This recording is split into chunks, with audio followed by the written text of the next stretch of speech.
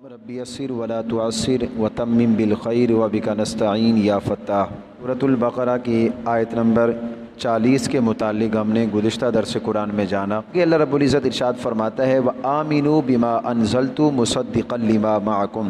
اللہ فرماتا ہے اس قرآن پر ایمان لاؤ جو قرآن تمہاری گزشتہ کتابوں کی تصدیق کرنے والا ہے، ولا تکونوا اول کافر بہ،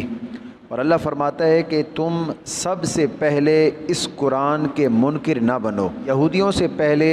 مشرکین قرآن مجید فرقان حمید کا انکار کر چکے تھے، تو اب سوال یہ پیدا ہوتا ہے کہ مشرک وہ تو پہلے ہی قرآن کا انکار کر چکے تھے، تو یہودیوں سے اللہ نے کیوں فرمایا کہ تم سب سے پہلے قرآن کا انکار نہ کرو؟ اس آیت سے مراد یہ ہے کہ اللہ رب العزت نے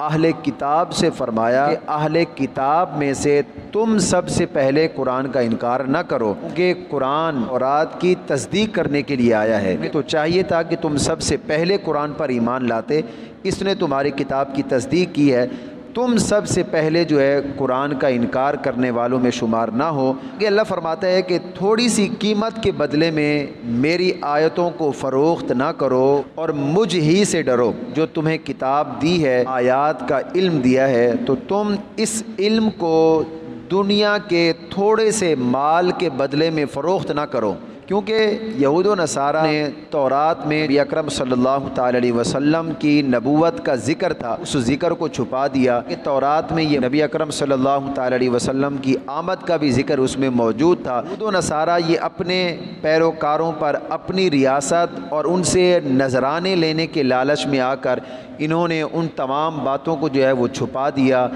یہ دنیا کی لالچ میں آ کر انہوں نے دین کو فروخت کر دیا، اللہ کے کلام کو فروخت کر دیا۔ قرآن مجید کی تعلیم دینے کے عوض اجرت لے سکتے ہیں یا نہیں لے سکتے؟ اسی آیت سے بعض علماء نے یہ استدلال کیا کہ تعلیم قرآن پر اجرت لینا جائز نہیں ہے، لیکن واضح رہے اس آیت میں اجرت لینے سے اللہ نے منع نہیں کیا، بلکہ دنیاوی فائدے کے بدلے میں اللہ کی آیات کو چھپانے سے اللہ نے منع کیا۔ اللہ نے فرمایا یہ نہیں کرنا کہ جہاں تمہارا کوئی دنیاوی فائدہ تمہیں نظر آ جائے کہ تم نے پھر اللہ کے دین کو چھپا دینا ہے، اللہ کی آیتوں کو چھپا دینا ہے، جس طرح یہود و نصارہ نے کیا۔ جب انہیں دنیا کا کچھ فائدہ نظر آیا تو تورات میں جو حضور کی آمد کا ذکر تھا انہوں نے وہ آیتیں ہی چھپا دیں، انہوں نے وہ آیتیں تورات سے نکال دیں، انجیل سے نکال دیں۔ تو اللہ نے اس بات سے منع کیا کہ دنیاوی فائدے کو سامنے رکھتے ہوئے تم نے اللہ کی کسی آیت کو چھپانا نہیں ہے، بلکہ حق اور سچ کو جو ہے وہ لوگوں کے سامنے بتانا ہے۔ صحیح بخاری شریف کی حدیث مبارکہ ہے، حضور صلی اللہ علیہ وسلم نے فرمایا کہ جس چیز پر تمہیں سب سے زیادہ اجرت لینے کا حق ہے وہ اللہ کی کتاب ہے۔ اس حدیث مبارکہ میں تعلیم قرآن پر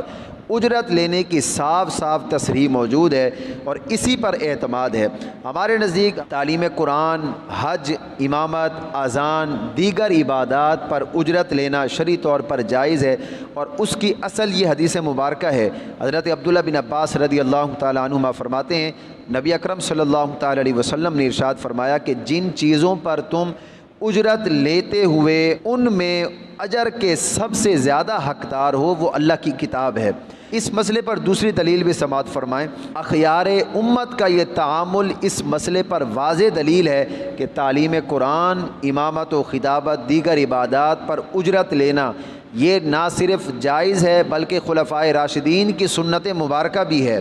دوسری حدیث مبارکہ دیکھیں، امام ابن سعد نے ثقہ راویوں کی سند سے اس بات کو جو ہے وہ روایت کیا ہے۔ فرماتے ہیں کہ جب جناب سیدنا صدیق اکبر رضی اللہ تعالیٰ عنہ خلیفہ بنے تو آپ خلیفہ بنے تو دوسرے دن اپنے معمول کے مطابق کپڑے کا کاروبار آپ کرتے تھے، تو جب آپ خلیفہ بنے تو دوسرے دن اپنے سر پر وہ کپڑوں کی گٹھڑی رکھ کر بازار میں تجارت کے لیے جانے لگے، تو سیدنا فاروق اعظم اور حضرت ابو عبیدہ بن جراح وہ آگے آ گئے اور وہ آ کر آپ سے عرض کرنے لگے کہ اے امیر المومنین یہ آپ کیا کر رہے ہیں، آپ کہاں جا رہے ہیں؟ تو آپ رضی اللہ تعالیٰ عنہ سیدنا صدیق اکبر نے فرمایا کہ اگر میں گھر بیٹھ جاؤں گا تو میرے گھر والے کہاں سے کھائیں گے، ان کا خرچہ جو ہے وہ کیسے پورا ہوگا؟ تو سیدنا فاروق اعظم اور سیدنا عبیدہ بن جراح اور اکابر صحابہ کرام رضوان اللہ تعالی علیہم اجمعین نے یہ فیصلہ کیا کہ سیدنا صدیق اکبر یہ خلافت کے معاملات کو سنبھالیں، آپ کے گھر والوں کے جو اخراجات ہوں گے، جو خرچہ ہوگا، وہ بیت المال کی طرف سے آئے گا۔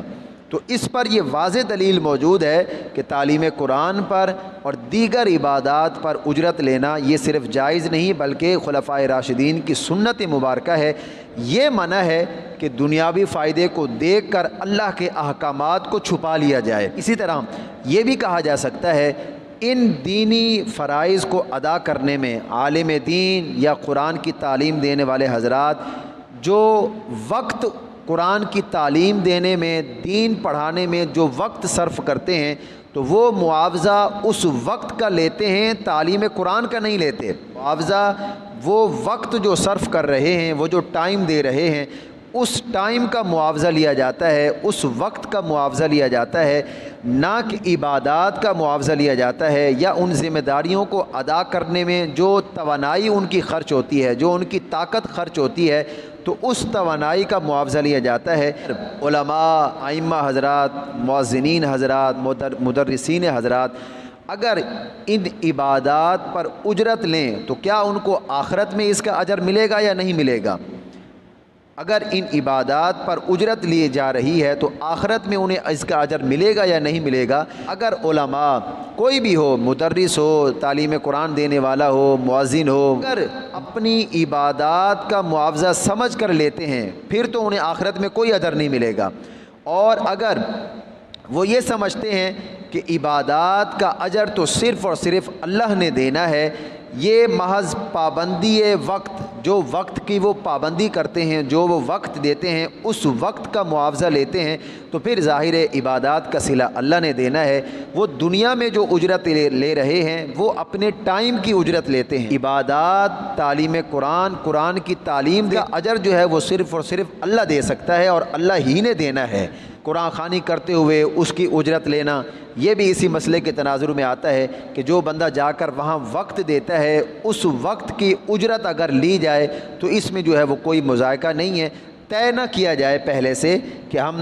یہ لیں گے تو تب آ کر قرآن خوانی کریں گے یا کوئی بھی جو ہے وہ وظیفہ کریں گے۔ ہاں، جو کروانے والے ہیں، جن کے گھر میں یہ اہتمام ہے، وہ اس بات کا خیال رکھتے ہوئے اپنی حسب استطاعت قرآن پڑھنے والوں کو جو ہے وہ اگر کچھ دے دیتے ہیں تو بہت اچھی بات ہے، نہیں دیتے تو اس کا مطالبہ نہیں کرنا چاہیے۔ فرماتا ہے حق کو باطل کے ساتھ نہ ملاؤ اور جان بوجھ کر حق کو نہ چھپاؤ۔ حضرت ضحاک رضی اللہ تعالیٰ عنہ یہ حضرت عبداللہ بن عباس سے ایک روایت کرتے ہیں۔ حضرت عبداللہ بن عباس فرماتے ہیں کہ اس آیت سے مراد، اس آیت کا معنی یہ ہے کہ سچ کو جھوٹ کے ساتھ نہ ملاؤ۔ حضرت عبداللہ بن عباس رضی اللہ تعالیٰ عنہ نے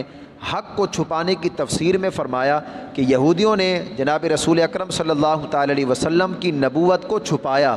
انہوں نے اپنے لوگوں کو نہیں بتایا، حالانکہ یہودیوں کے علماء کو یہ بات پتہ تھی، وہ یہ جانتے تھے کہ نبی اکرم صلی اللہ تعالی علیہ وسلم یہ اللہ کے برحق نبی ہیں اور آپ وہی نبی ہیں جس کے متعلق تورات میں بھی اللہ رب العزت نے ارشاد فرمایا، انجیل میں بھی ارشاد فرمایا، لیکن یہودیوں نے اس بات کو چھپایا تو اللہ نے منع فرمایا کہ سچ کو جھوٹ کے ساتھ نہیں ملانا۔